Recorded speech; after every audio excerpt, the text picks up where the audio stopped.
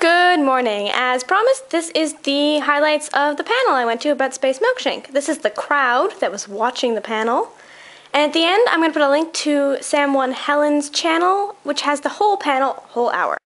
Amanda and I have to share a microphone. Uh-oh. Gonna be trouble. Hi, everybody. We're kind of in this interesting situation with this movie because it's been on television here in Canada, and as we're distributing the film, we're finding that there are people who really love it, and there are people who don't get it. And I'll just say, as someone who really loves the movie, I fully understand people who may not get it. I don't want to know those people, and they'll never be welcome in my house, but I fully understand. So what I think we're going to do with this movie, and basically one of the reasons why we wanted to have this panel here today and talk to you guys directly about it is that we want to know what your reaction would be, because I think the way we're going to get this movie out there, because I know that there are a lot of people in Canada have been able to see it, but there are a lot of people around the world who are like, when is this movie coming out in the States, when's it coming out in Britain, wherever.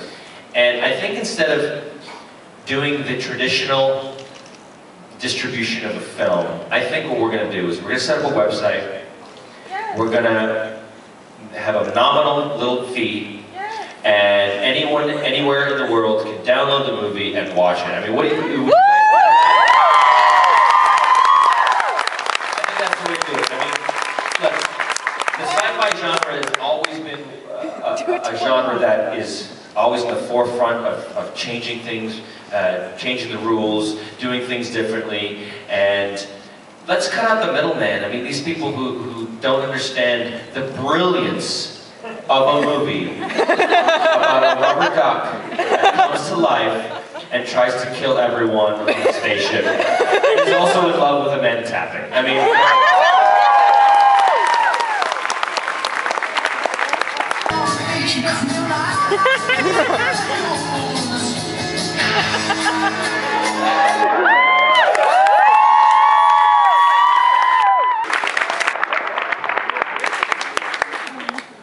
just in case anyone didn't fully hear that line, the line is, drop your cocks and sell your stocks. But what I mean by that, all you dirty-minded people, it's just if anyone happened to be holding a rooster at the time, please drop that and sell any investments that you may have made. Shit's about to get real. Hi, what's your name? I'm Heather. Amanda, I met you at my store and you bought a camera, and I just wanted to know if you liked it.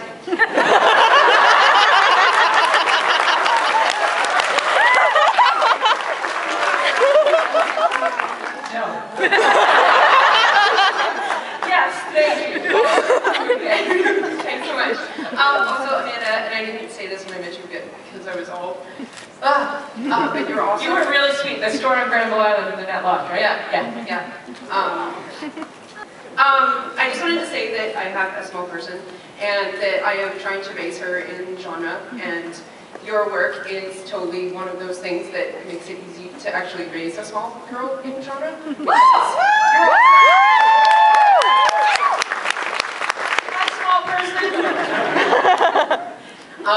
And it just really makes me happy that everything that you've ever done exists, and thank you so much. Thank you. How old is your small person? She's 7. And what's her name? Say hi, Chloe. Hi. My 7-year-old just turned 8. Her name's Olivia, so you guys are practically twins. I'll tell you what the question is, I'll just tell you the answer. Hi. Very, very tiny. Oh, they asked me how big my ego was. Come on, Ego.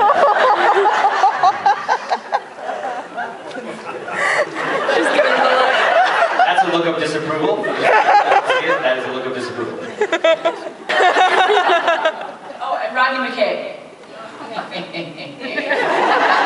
David is I love David. And he's just David Hewlett, who played with Rodney McKay on Stargate, for those of you who haven't seen it. What rock did you just crawl out of? I loved it. I loved the on-screen and off sparring with David. Just amazing. Really, really fun. And he just tweeted something about a donut, and I tweeted back with lemon zest on top. Rodney's character is definitely allergic to lemon. I got asked at my very first convention, somebody said to me, they waited in this huge lineup, and then got to the mic and said, "Do you like orange juice?" To which I promptly said, "Yes." And they went, "Ew." And turned and walked away. Billy Boyd was amazing. He's probably one of the funniest actors I've ever worked with. And Excuse me. Menace facing camera, and then behind her there's a hallway, like way in the background, right? So Billy walks by way in the background, and he's wearing his costume. And then he walks back, and he's not wearing his shirt. And then he walks back, and he's not wearing his pants. And then we cut by then, and he's like, "I'm down. I was gonna do it nude the last time." Really mad about it. He just really wanted to be naked for the last time, but we didn't. He was swinging for, you know, an inside the park home run. That's not code either. He wound up, and then because it's a lot heavier than it looks like.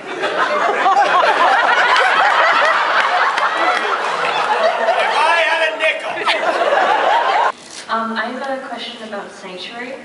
At the end of season 1, beginning of season 2, when the character of Ashley was killed off, I felt like, yeah, she was my favorite character. Tell us how you really feel. But I felt like her death was really left very open-ended there, which is great in fan fictions.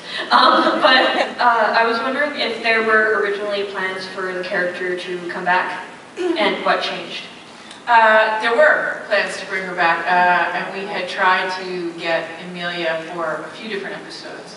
And sadly, she was massively popular and was working all the time. So we weren't able to bring her back for the episodes that we wanted to. I'd like to think that if the show had continued, especially at the end of season 4, with the new Sanctuary being presented, that there would have definitely been a place for Ashley to come back. I liked the period costumes that I wore in Tempest, the season 4 first episode of Sanctuary. I liked the period costumes from the young Helen. I don't think I wore a lot of clothes on Sanctuary. No, you know, I think probably the Space Milkshake, when I was wearing Billy's jumpsuit in Space Milkshake, there's a scene in the movie where my character doesn't have anything to wear, so he goes and finds Billy's jumpsuit. So you see me walking down one of the hallways in the ship, and literally, you know, the pant leg comes to here. Like, yeah, and it kind of smelled like corn chips. Thank you guys.